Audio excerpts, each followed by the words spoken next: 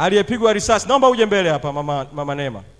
Kiongozi wetu aliyepigwa risasi Manyoni nyumbani kwake na askari wa jeshi la magereza kwa sababu ya uchaguzi wa mwenyekiti wa kitongoji. Huyu ndio mjane aliyeshuhudia mumewe akipigwa risasi, akiuawa. Wako wengi. Jiulize mke wa marehemu Ali Kibao, mtoto wake wa kike Mariam na watoto wake wengine. Wote wanatuhitaji Chadema. Mama Neema, ungependa kusema neno kwa wanachadema na wanawake wenzako juu ya tukio lilivyokuwa? Naomba nikukaribishe useme japo neno. Najua linakuumiza lakini jipe moyo.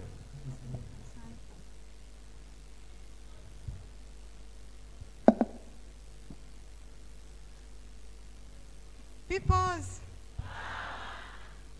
Naweza nikasema labda sina uzoefu wa kuongea mbele za watu wengi, na labda leo ndo mara yangu ya kwanza, lakini nitajitahidi. Naitwa Neema Lameki. Nimetoka Singida, wilaya Manyoni, kata ya Mkwese. Mimi ndio mke wa marehemu George Juma Mohamed ambaye alikuwa mgombea kwa tiketi ya Chadema mwenyekiti wa kitongoji. Labda naweza nikasema hivi, siku ya tukio maaskari wamemfuata mpaka nyumbani kwangu. Maaskari 4 wakiwa wana bunduki wamekuja mpaka nyumbani, wamemfuata mume wangu saa 8 za usiku.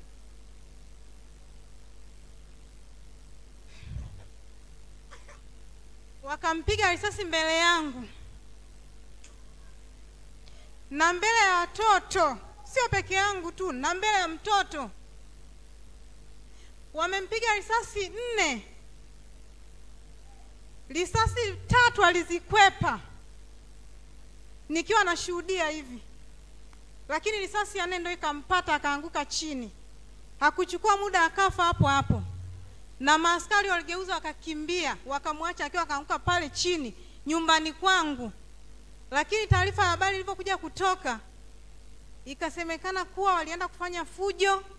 Kulikuwa kuna mkutano wa CCM nyumba ya jirani, wenyewe wakaenda kuvamia.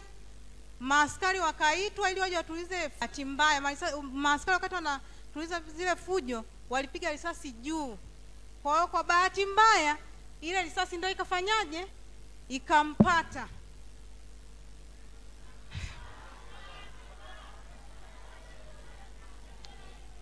Lakini ukija kiuhalisia, hata kama mtu uwe mpumbavu, risasi ya batano gani ambayo ulikuwa unafanywa saa 8 za usiku, na ikiwa kapigwa risasi mbele ya macho yangu, na kesho maaskari walikuja kwa ajili ya kupeleleza wakakuta maganda ya risasi pale nyumbani kwangu.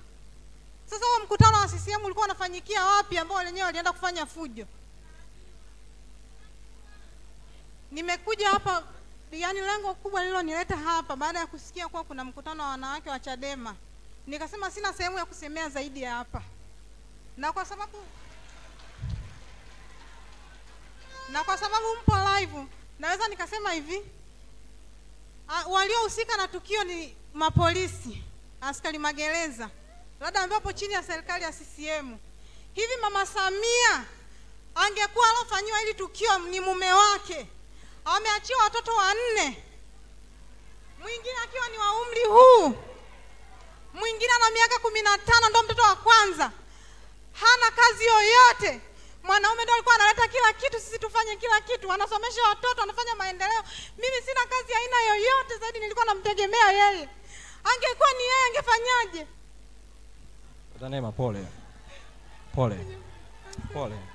Nataka niongee lingine. Kesi imepelekwa mahakamani, hamna chochote kinachoendelea. Badala yake watu wanajigamba kijijini, watu wanasema kuwa aliyompiga risasi anakapandishwa cheo kana kwamba kaua jambazi. Dada Neema, pole. Nisaidie jamani. Mmesema haki za binadamu. Naomba Neema, tumesikia na chama kimekusikia, mwenyekiti amekusikia, Bawacha amekusikia. Nitaomba dada Nuru, naomba huu mchango, hii kanga ifungwe yote, ifunge kabisa. Pesa zote hizi ni za dada Neema,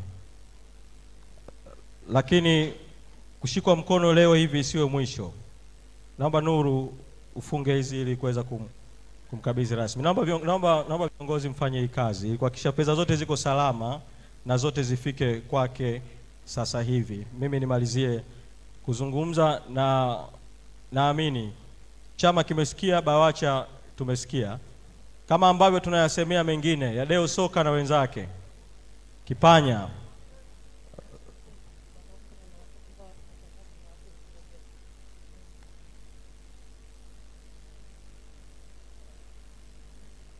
kama ambavyo tunafuatilia jambo la Ali Kibao. Yote haya hatupaswi kuyaacha, lakini yote hayapaswi kuturudisha nyuma kwenye mapambano, kwa sababu tiba pekee ya matatizo haya yanayotukabili ni kuiondoa CCM madarakani, na nyenzo ya kuiondoa CCM ni kwamba kabla ya uchaguzi, mazingira ya kiuchaguzi yawe huru na haki, na hapa ndipo inapokuja dhana ya no reform no election. Choteni uzoefu wa wanawake wote ndani ya Tanzania na nje.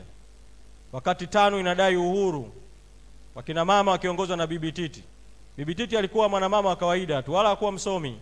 Hapa Dar es Salaam alikuwa anaongoza kikundi cha ngoma